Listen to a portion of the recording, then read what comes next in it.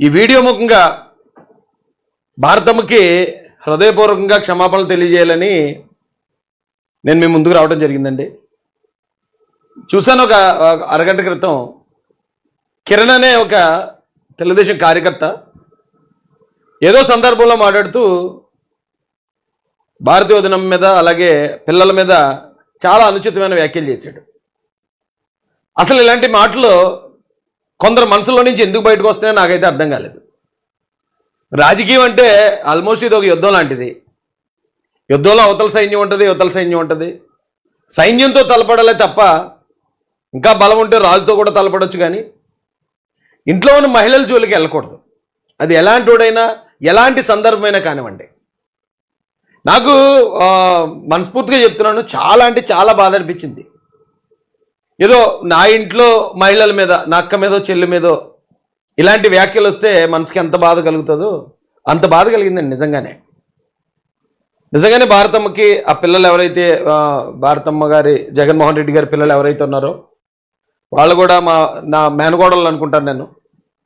వాళ్ళకు కూడా హృదయపూర్వకంగా క్షమాపణలు తెలియజేస్తున్నాను. ఎందుకంటే కిరణ్ ఎవరో అడిగారు ప్రశ్న, ఏది జగన్మోహన్ రెడ్డి గారు పోలీసులు బట్టలు ఉడదీస్తానని ఏదో మాట్లాడారు, ఏంటి దాని మీద మీ అభిప్రాయం ఏంటంటే, మరి దాన్ని ఎలా లింక్ చేయాలనిపించింది. నాది ఆ వ్యాఖ్యలు అయితే నేను వినిపించను, కానీ నాకు మాత్రం అతను మాట్లాడుతున్నప్పుడే ఒళ్ళంతా బాధ అయిందండి. నిజంగానే చాలామంది అంటున్నారు గతంలో అలా జరిగి ఉంటుంది, గతంలో ఇలా జరిగింది కదా, వాళ్ళు ఎలాగన్నారు వీళ్ళు ఎలాగన్నారు. అయితే మీకు ఒక చిన్న విషయం చెప్తాను. ఒక ఋషి ఆయన శిష్యులతో కలిసి దారిని వెళ్తున్నాడట అడవి మార్గంలో. ఒక తేలు నీటిలో కొట్టుకుపోతుందటండి, కాలువలో కొట్టుకుపోతుంటే వెంటనే ఈ ఋషి ఏం చేశారంటే ఒక ఆకు తీసుకుని, రావి ఆకు ఉంటే ఆకు తీసుకుని ఆ ఆకు మీదకి జాగ్రత్తగా తేలుని ఎక్కించి రక్షించాడు. ఆయన రక్షించినప్పుడు ఆ తేలు అక్కడి నుంచి బయట తీసేలోపు 4-5 సార్లు ఆయన్ని ఆ ముళ్ళు కుట్టేసింది. శిష్యులందరూ అడిగారట, ఏ స్వామీజీ మీరు ఎలా చేశారు, ఆ దాన్నేమో కాపాడాలని మీరు అనుకుంటే అదేమో మిమ్మల్ని బయట చేసింది కదా, కుట్టింది కదా, ఎందుకు చేశారు మీరు, అలాగే వదిలేయచ్చు కదా దాన్ని అంటే ఆ ఋషి అన్నారట, తేలుకి సహజంగా ఉండే నైజం కుట్టడమే, దాని ముళ్ళు గుచ్చుతుంది, అది దాని నైజం అది. కానీ మనిషిగా మానవత్వం కలిగిన మన నైజం ఏంటంటే ఎలాంటి వాళ్ళైనా సరే కష్టంలో ఉన్నప్పుడు కాపాడడం. కాబట్టి నా నైజానికి నేను చేయాల్సిన పని నేను చేశాను, అది చేయాల్సిన పని అది చేసింది అని చెప్పారట. నిజమే, అందుకే తేలుని జనం దూరం పెడతారు. అది తేలు వచ్చిందనుకోండి జనం దూరం జరుగుతారు, లేదా దాన్ని చంపుతారు.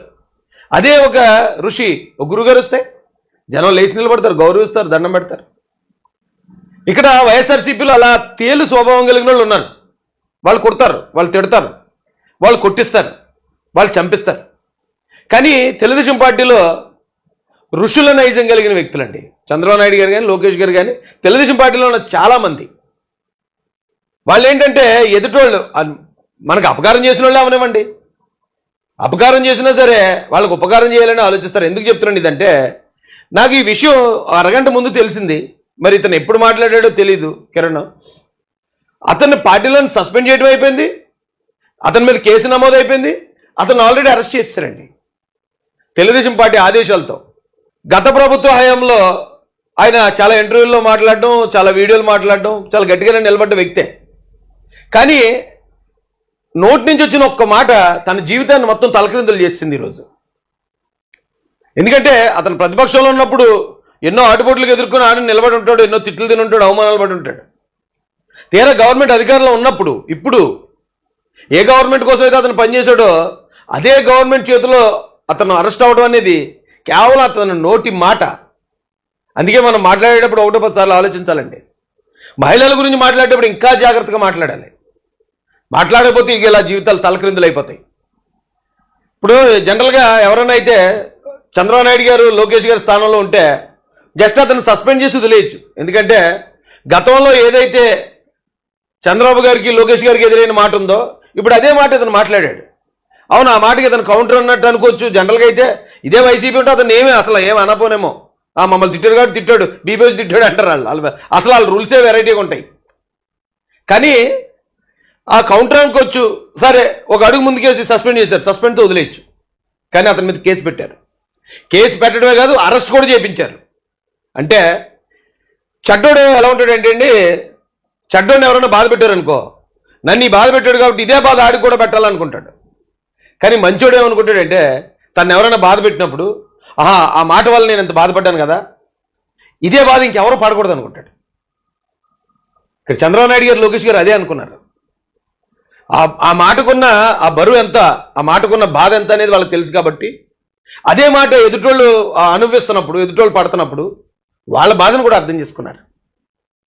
అర్థం చేసుకుని సొంత కార్యకర్తను కూడా చూడలేదండి, నిమిషాల్లో అయిపోయినట్టు అయిపోయింది అంతే. సస్పెన్షన్, కేసు నమోదు, అరెస్ట్, కేల్కతం. అయితే ఆ మాటను భరించటం భారతమ్మకి నా అక్కో నా చెల్లో అని అనుకుని మాట్లాడుతున్నాను నేను. చాలా చాలా బాధగా అనిపిస్తుంది మీకు. మా అందరి తరపున కూడా నేను కూడా మీకు క్షమాపణ తెలియజేస్తానమ్మా. ఏదో ఒక మాట అన్నంత మాత్రాన మీకు వచ్చే నష్టం ఏముండదు. పర్వతం లాంటి వ్యక్తులు, పర్వతం లాంటి కుటుంబం మీది. ఎవరో ఏదో ఒక మాట అన్నంత మాత్రాన మీ క్యారెక్టర్ని ఎవరో తప్పు అనుకోరు. అంతకుమించి నేను ఏం మాట్లాడాలో నాకైతే అర్థం కావట్లేదు ఈ విషయంలోని. జగన్మోహన్ రెడ్డి గారికి కూడా హృదయపూర్వకంగా క్షమాపణ తెలియజేస్తున్నానండి. ఏమన్నా ఉంటే మనం ఎంతన్నా మాట్లాడవచ్చు. మీరు లోకేష్ గారిని, చంద్రబాబు నాయుడు గారిని అటాక్ చేయండి, వాళ్ళు మిమ్మల్ని అటాక్ చేస్తారు. మీరు పవన్ కళ్యాణ్ గారిని అటాక్ చేయండి, పవన్ కళ్యాణ్ గారు మిమ్మల్ని చేస్తారు. ఏదున్నా అలా మనలో మనకు ఉండాలి తప్ప ఇంట్లో ఉన్న మహిళల జోలికి వెళ్ళటం అనేది తెలుగుదేశం పార్టీలో ఇది ఫస్ట్ టైం అనుకుంటాను నేను చూసినంతలో. ఎవరైతే కార్యకర్త మాట్లాడాడో ఆ కార్యకర్త ఆల్రెడీ వెళ్ళిపోవాల్సిన చోటుకి వెళ్ళిపోయాడు. అయితే నేను చూశానండి, ఎవరో ఒక న్యూట్రల్ జర్నలిస్ట్ గారు ఆయన అనాలిసిస్ చేస్తున్నాడు.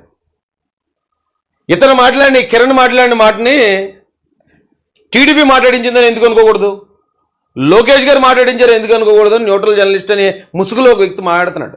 ఆయన నిజంగా న్యూట్రల్ జర్నలిస్ట్ అని అనిపించలేదు నాకు. అయితే అలాంటి వాళ్ళకి చెప్తున్నాను నేను, ఇది తెలుగుదేశం పార్టీ మాట్లాడించిందనో లోకేష్ గారు మాట్లాడించిందనో అనుకుంటే అంతకన్నా బుద్ధిహీనత, అజ్ఞానం మరొకట్లేదు. ఎందుకంటే ఒకవేళ తెలుగుదేశం పార్టీ ఆదేశాలు ఇచ్చిందనుకోండి ఆయన మాట్లాడమని, ఇప్పుడు సస్పెండ్ చేస్తే ఊరుకుంటాడు అతను? ఏమంటే మీరు మాట్లాడమంటే మాట్లాడే నన్ను ఎందుకు సస్పెండ్ చేస్తారని తిరగబడ్డా? లేదు, ఒకవేళ కేసు పెట్టించారు, అతను ఇప్పుడు జైలుకు కూడా పంపిస్తున్నారు, జైలుకి పంపిస్తే ఊరుకుంటాడా? ఏంటంటే మీరు స్క్రిప్ట్ ఇచ్చారు కదా, మీ స్క్రిప్ట్ ప్రకారం నేను మాట్లాడితే నన్ను ఎలా జైలుకి పంపిస్తారని అడగడా? మరీ అంత బుద్ధిహీనంగా, అంత అజ్ఞానంగా అనాలిసిస్లు చేయొద్దండి. తెలుగుదేశం పార్టీ మీద ఎవరికైనా ఒకవేళ కోపం ఉంటే ఉండొచ్చు, వేరే రకంగా చూపించండి అంతే తప్ప ఇంత గొప్పగా ప్రవర్తించినప్పుడు కూడా, ఇంత ఉన్నతంగా ఆలోచిస్తున్నప్పుడు కూడా సొంత కార్యకర్తను కూడా ఉపేక్షించకుండా శిక్షించాల్సిన మహిళల జోలికి ఎవరు వెళ్ళినా సరే ఎలా ఉంటుంది పనిష్మెంట్. ఎవరైనా నోరు జారారో ఇదిగో మీ పరిస్థితి అని ఇంత క్లియర్ కట్గా చూపించిన తర్వాత కూడా ఇది తెలుగుదేశం పార్టీని అనాలి, చంద్రబాబు నాయుడు గారిని, లోకేష్ గారిని అనాలని అని మీ ఆలోచన ఏదైతే ఉందో దాన్ని 100 అడుగులు గొయ్యి తీసి దాంట్లో పాతి పెట్టండి.